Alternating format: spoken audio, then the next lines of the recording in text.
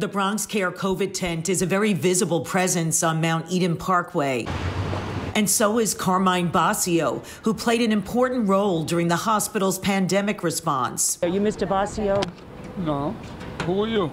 Mr. Basio apparently doesn't like publicity. I wanted to ask about the morgue trailers where the COVID victims were moved from the hospital. I have no idea. He's the owner of MBL Construction.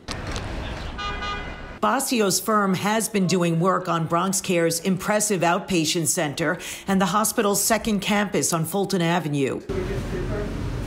And 5 people told Pix 11 News Basio's construction company was also in charge of paying temporary workers for the removal of dead COVID patients from the overflowing Bronx Care morgue in late March to the trailers outside. The first day when we arrived, it was probably 200 or more bodies on top of each other. My understanding was the crew from the hospital left. There was like even little kids that we picked up. Eric Frampton was a manager on the dangerous job most people didn't want. So I think all of us went in there fearing the worst, that the virus was everywhere. The Federal Emergency Management Agency, FEMA, had arranged to send 85 trailers to New York City-based hospitals. The city's Office of Emergency Management coordinated the assignments. 4 trailers went to Bronx Care, which is privately owned, but receives state and federal Medicaid money to serve a largely low-income community. They was paying us through Carmine. But $40 an hour wasn't going to cut it to recruit a crew.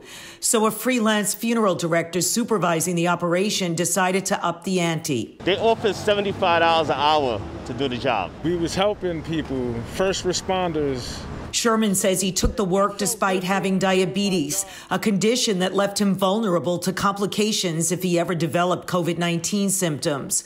But then the pay started drying up and the workers hired a lawyer. The funeral director said they did receive more than $100,000 to pay the temps, but were owed much more.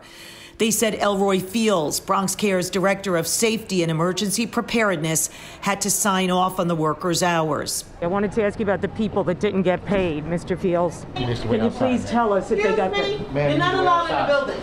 Come on. We're trying to find out about people who didn't get paid for their job. Okay, well, you find out somewhere else. We'd asked Carmine Basio 2 days before about the workers' claims they were owed more. They said they weren't getting paid.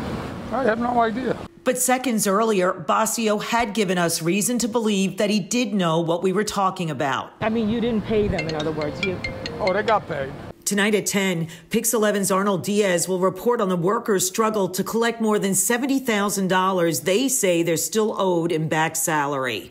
I'm Mary Murphy, Pix 11 News.